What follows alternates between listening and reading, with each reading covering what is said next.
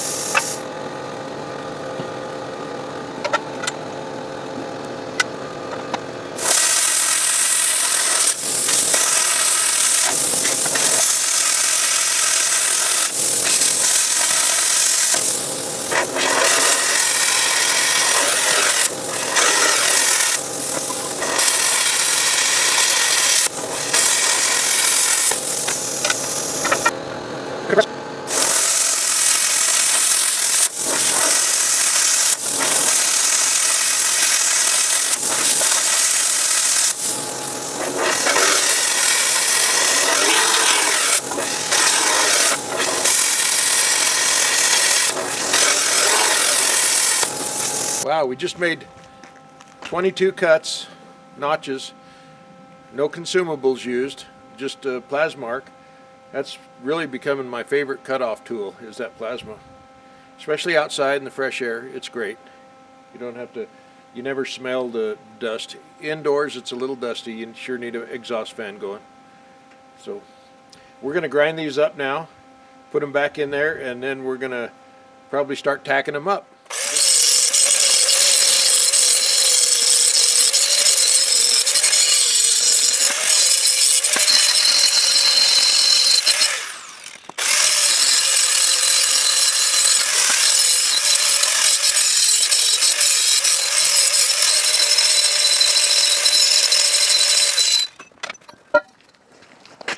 Try to give you a better view of the grind.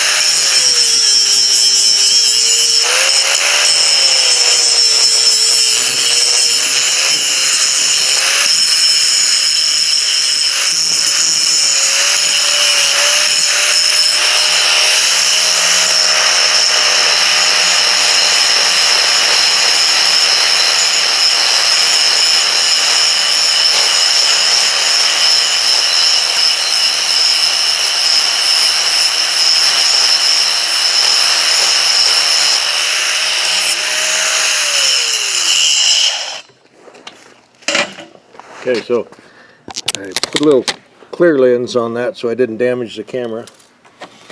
But so what's important is the slag that's on the inside, make sure that's gone. And then just clean it up, smooth. And then I've cleaned the outside, took some of the rust off. So when I make the weld, I'm not adding more rust than necessarily, but rust in a weld causes weld embrittlement, can. On this, it doesn't matter. It's not a high pressure gas line or anything like that. It's just a structural weld, plenty strong, no problem. And as far as wire machines not welding on dirty steel, you've seen me weld on it. It seems to work just fine. You just need to get the right wire.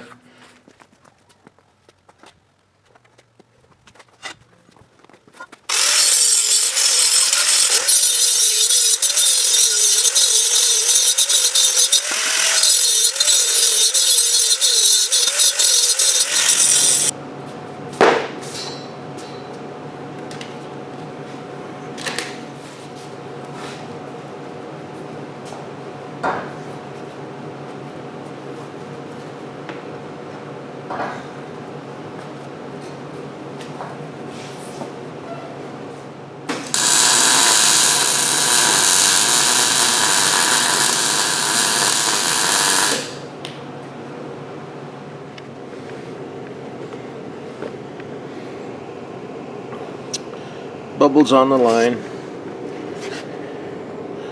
Bubbles on the line. That's pretty good for one person doing it.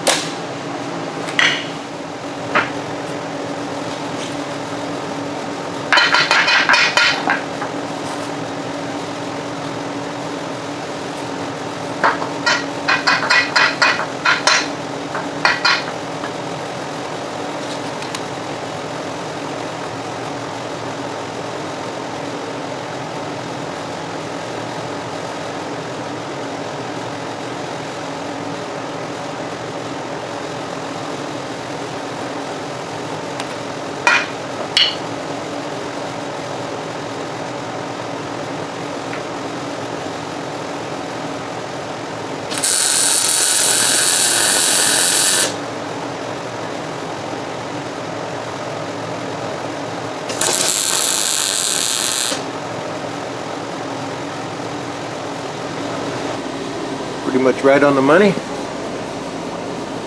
Right on the money. And you can see it's notched out pretty close. Little gap, which I like.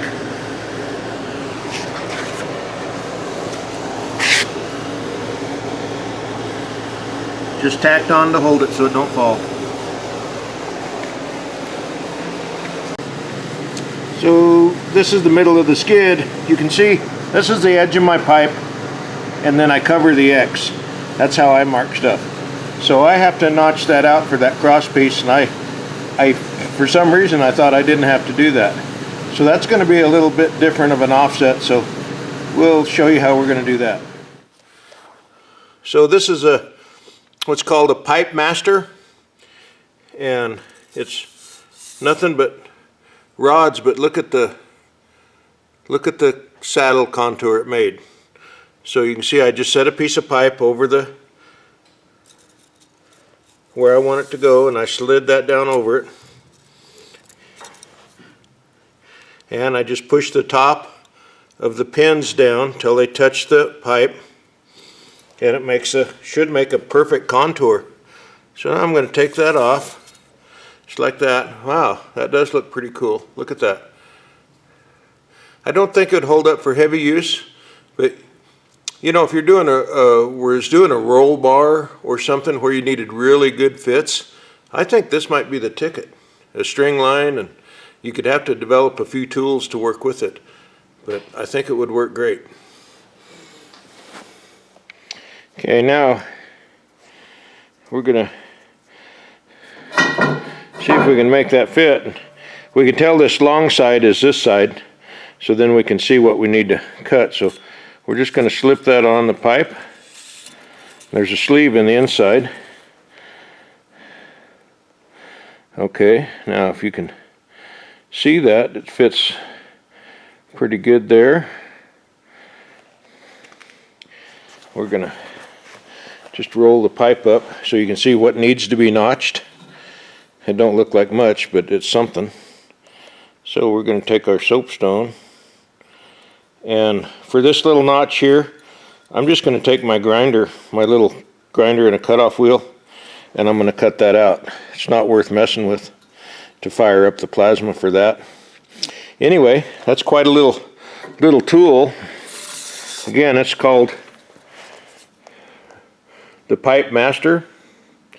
Fairly inexpensive, I think, and then so it can contour to any angle. You know, you can see that. So if you were I could have really used this in some of the stuff that we were fabbing. Comes in a little plastic carrying case to keep it nice. So pretty cool. So this is the end one, and you can see it's notched different for a pipe to go from this corner to the other corner. And then if you... Okay, we're gonna have to bump that frame forward about 6 inches so I can get that hoist arm past that upright. I should have thought of that earlier. And then we'll take the tractor and we'll rig a pipe with the front bucket and set in the top of the 3 uprights that we just installed. And I'll tack probably both ends, and then I'll put the rest of the uprights in one at a time. I thought that would be easier holding it that way than trying to level each one of them. We'll see.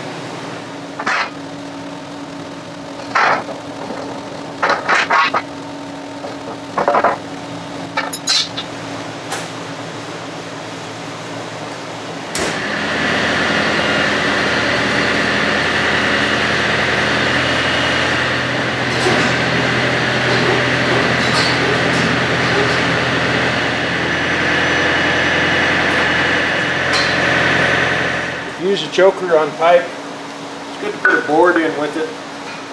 It'll help keep it from slipping.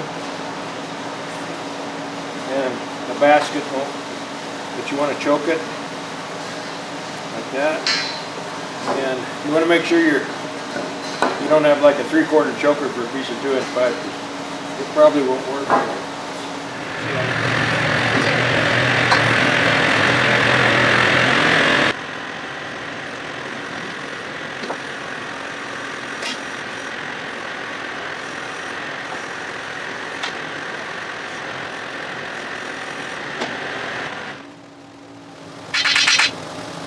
So that's just sitting there loose, and I'm going to tack both ends, the far ends, and leave the middle one not tacked, and then we'll put the rest of the uprights in and we won't have to spend so much time leveling them. Should work really well.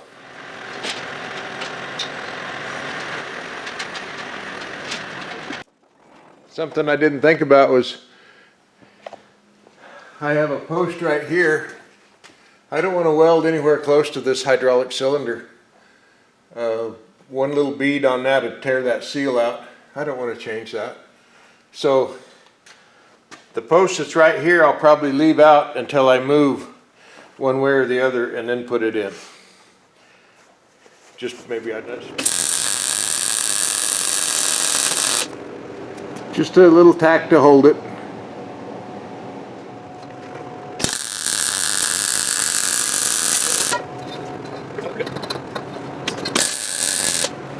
Here you can see how that's going to go together. So we'll move on to the next one pretty fast.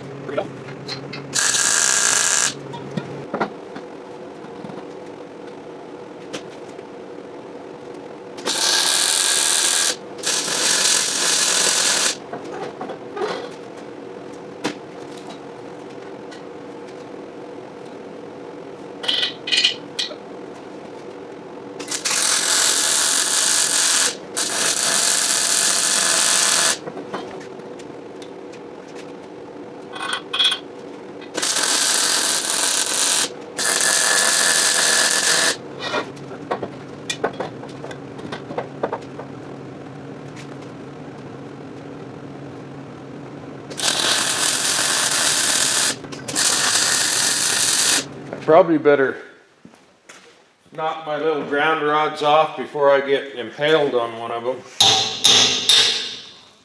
Then I'll just grind them up.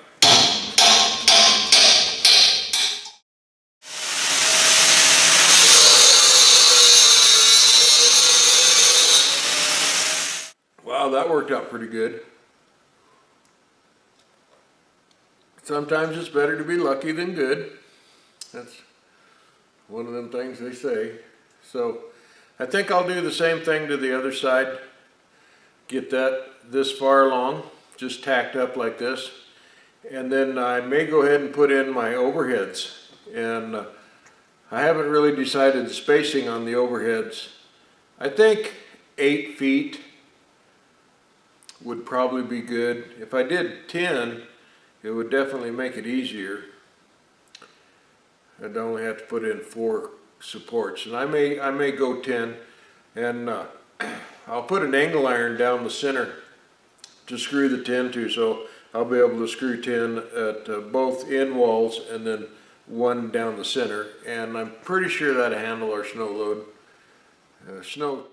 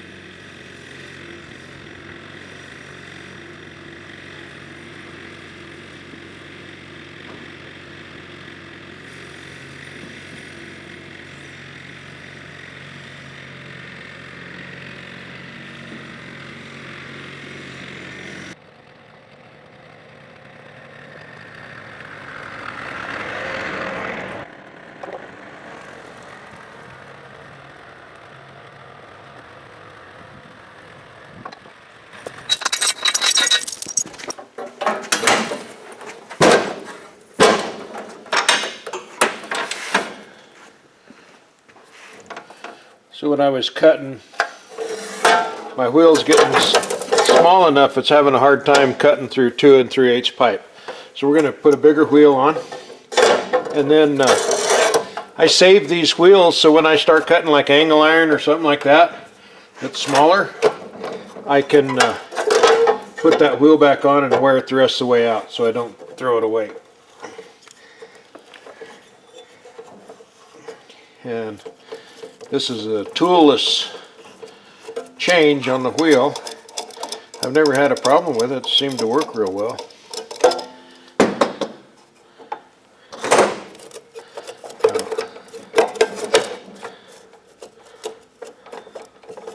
I'll save that wheel.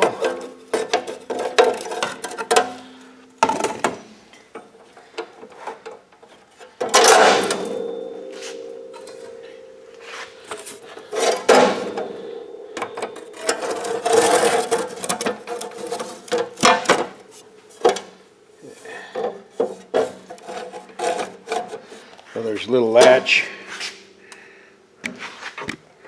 Let me see it. So I can push that latch in and it runs into that hub and locks it so it can't move. Okay. Sorry.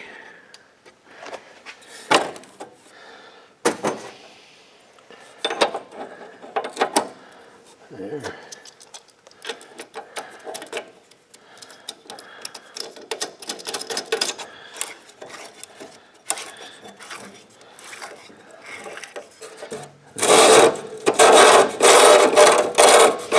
Self-ratcheting like a gas cap when you get it tight.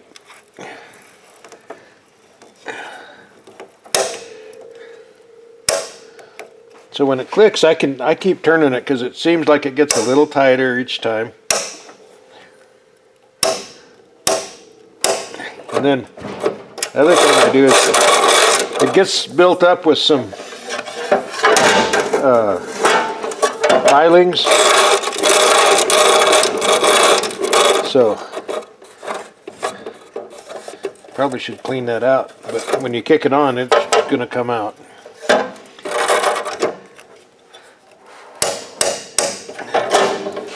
Okay.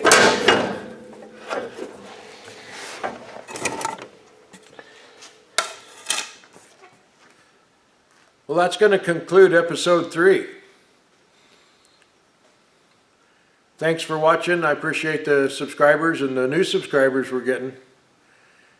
Make sure you subscribe so you can find all the videos. 1, 1.5, 2, and this one will be 3. And we'll keep going as much as I can do till we're done. And I tell you, I'm really looking forward to being able to put pipe on that cutoff saw rack and not having to crawl around on the ground to cut off 2 and 3/8 pipe. That's going to be so sweet. Looking forward to that. And we do have a project coming up after this one. We're going to build a firewood shed that'll hold about 4.5 cords of wood. I heat my house with wood, so that's going to be cool. But I'm really planning on using the cutoff saw in the saw shop so I don't have to waller around on the ground. You wouldn't believe how excited I am about that. Okay, enough of that. Hey, thank you very much. Please subscribe. Looking forward to producing more videos for everybody. I hope you enjoy it. Thank you.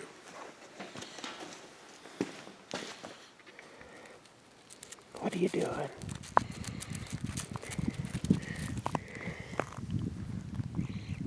What are you doing? Oh, look at that tail. Oh, that's a happy dog. That's a happy dog.